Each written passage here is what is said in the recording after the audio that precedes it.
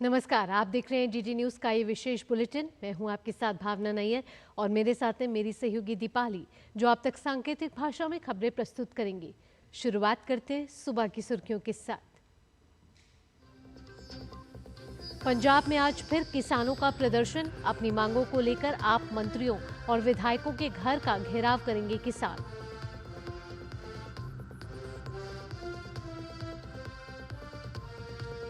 भूकंप प्रभावित म्यांमार और थाईलैंड में बचाव अभियान जारी।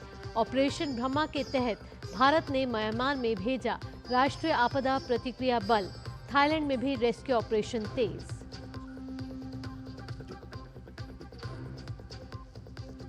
नेपाल के प्रधानमंत्री आज संसद में देंगे बयान। देश में राजशाही की मांग को लेकर हो रहे आंदोलन पर स्पष्ट करेंगे हालात। ट्रंप की ईरान को चेतावनी। अमेरिका के साथ परमाणु समझौता नहीं करने पर बमबारी के लिए तैयार रहे ईरान। ट्रंप ने कहा, ऐसी बमबारी होगी जो पहले कभी नहीं देखी।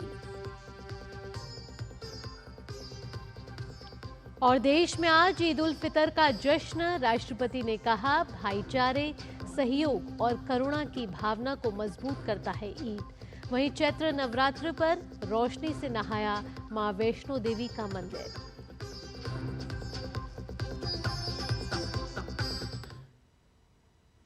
अब खबरें विस्तार से। पंजाब और हरियाणा के शंभू और खनौरी बॉर्डर से किसान आंदोलन को पूरी तरह से खत्म कर दिया गया है। 19 मार्च को हिरासत में लिए गए कई किसान नेता और अन्य किसानों को भी पुलिस ने रिहा कर दिया है। बावजूद इसके अब किसान पंजाब सरकार के खिलाफ मोर्चा खोलने की तैयारी में है। किसानों ने आज पूरे राज्य में विधायकों और मंत्रियों के घरों का घेराव करने की चेतावनी दी है। किसान मंत्रियों और विधायकों की कोठियों का घेराव का रोष जताएंगे। किसानों का आरोप है कि पंजाब सरकार ने उनके साथ जबरदस्ती की है। दरअसल 19 मार्च को पुलिस ने शंभू और खनौरी बॉर्डर पूरी तरह से खाली करा दिया था और कई किसान नेताओं को हिरासत में भी लिया था, जिसके विरोध में किसान पंजाब के मंत्रियों और विधायकों के घरों का घेराव करने वाले हैं।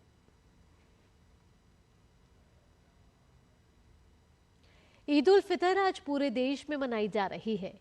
इसके साथ ही आज रमजान का महीना भी समाप्त हो रहा है। इस मौके पर आज ईदगाहों और मस्जिदों में ईद की नमाज अदा की जा रही है। राजधानी दिल्ली में जामा मस्जिद, फतेहपुरी मस्जिद और शाही ईदगाह में विशेष नमाज अदा की जाएगी।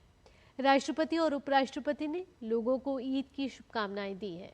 राष्ट्रपति द्रौपदी मुर्मू ने कहा कि ईद उल फितर रोज़ा और इबादत के पूरा होने का त्योहार है।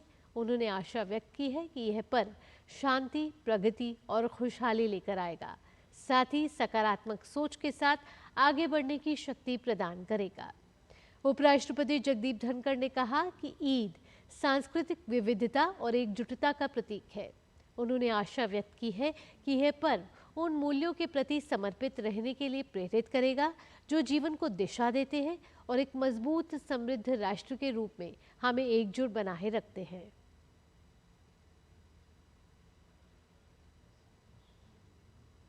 एक तरफ ईद की इबादत तो दूसरी तरफ चैत्र नवरात्र पर शक्ति की आराधना हो रही है। आज नवरात्र के दूसरे दिन मां ब्रह्मचारिणी की पूजा अर्चना की जा रही है।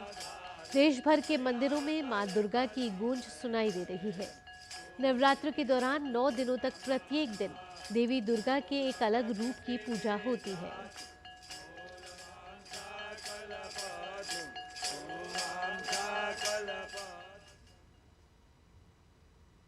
म्यांमार में विनाशकारी भूकंप के बाद बचाव अभियान लगातार जारी है। बचाव कर्मी मलबे में दबे लोगों की तलाश में जुटे हुए हैं। हर तरफ तबाही नजर आ रही है।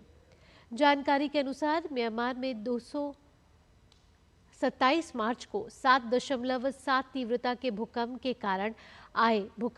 कारण लगभग 1700 लोगों की मौत हो गई और 3400 से अधिक लोग घायल बताए जा रहे हैं, जबकि 300 से अधिक लोग लापता हैं।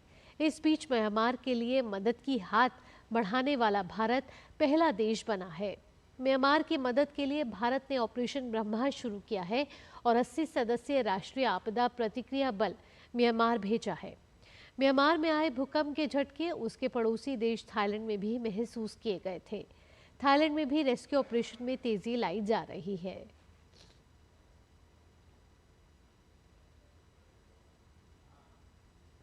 उत्तर प्रदेश में न्यायपालिका में बड़ा बदलाव हुआ है।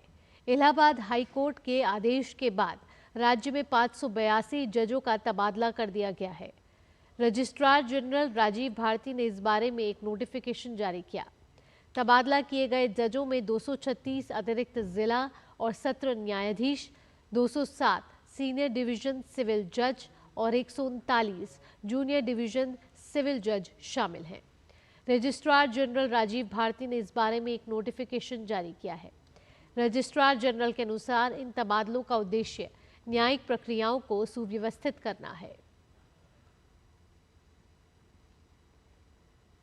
केंद्रीय गृह मंत्रालय ने सशस्त्र बल विशेष अधिकार अधिनियम यानी कि अफ्स्पा को मणिपुर के पूरे क्षेत्र में लागू कर दिया है। हालांकि 13 पुलिस थाने क्षेत्रों को इससे बाहर रखा गया है। इसके साथ ही अरुणाचल प्रदेश के तीरप, चांगलांग और लोंगडिंग जिलों तथा राज्य के 3 पुलिस थाना क्षेत्रों में भी अफ्स्पा को अगले 6 महीनों तक के लिए बढ़ा दिया गया है। वहीं नागालैंड में भी अफ्स्पा का विस्तार किया गया है।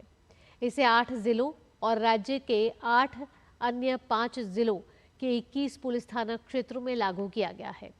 ये विस्तार 1 अप्रैल से प्रभावी होगा और अगले 6 महीनों के लिए लागू रहेगा।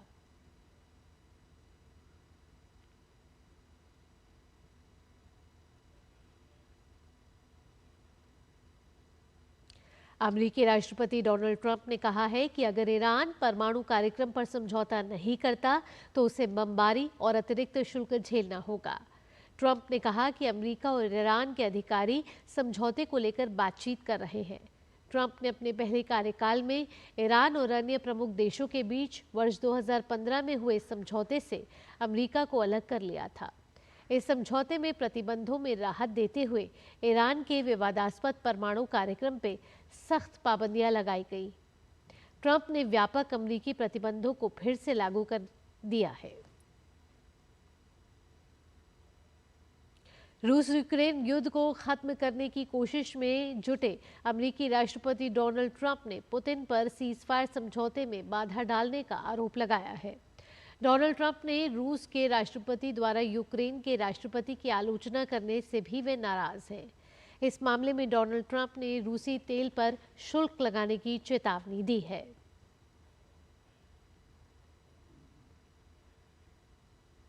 राजस्थान रॉयल्स ने इंडियन प्रीमियर लीग में रविवार को चेन्नई सुपर किंग्स को 6 रन से हराकर अपना जीत का खाता खोला। नीतीश राणा के 36 गेंद में 81 रन के बाद लेग स्पिनर वानेदो हसीरंगा के 4 विकेट की बदौलत राजस्थान रॉयल्स ने जीत हासिल की। नीतीश राणा ने 10 चौकों और 5 छक्कों की पारी के दम पर रॉयल्स को 9 विकेट पर 182 रन तक पहुंचाया। जवाब में 2019 के बाद एक भी बार 180 रन से ऊपर का लक्ष्य हासिल नहीं कर सकी। चेन्नई सुपर किंग्स एक बार फिर नाकाम रही और 20 ओवर में 6 विकेट पर 176 रन ही बना सकी। दिल्ली कैपिटल्स ने आईपीएल में लगातार दूसरी जीत हासिल कर ली है। दिल्ली कैपिटल्स ने रविवार को खेले गए मुकाबले में सनराइजर्स हैदराबाद को 7 विकेट से हराया। विशाखापत्तनम में खेले गए इस मुकाबले में दिल्ली ने 164 रन का लक्ष्य 16 ओवर में 3 विकेट खोकर हासिल कर लिया। इंडियन प्रीमियर लीग के 12वें मैच में आज मुंबई इंडियंस का सामना defending champion Kolkata night Riders से होना है।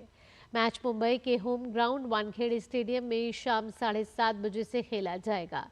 मुंबई इंडियंस और कोलकाता नाइट राइडर्स का इस सीजन का यह तीसरा मैच होगा। मुंबई को अपने दोनों शुरुआती मुकाबले में हार का सामना करना पड़ा। इसी के साथ इस विशेष बुलेटिन में इतना ही। मुझे और मेरी सहयोगी दीपाली के साथ टीम को दीजिए अनुमति। नमस्कार।